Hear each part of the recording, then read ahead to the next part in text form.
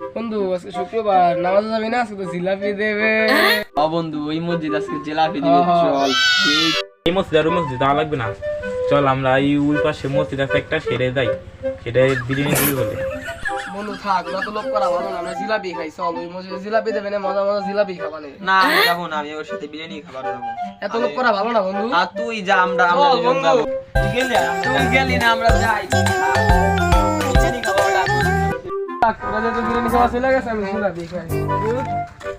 নামাজ শেষ হওয়ার পরে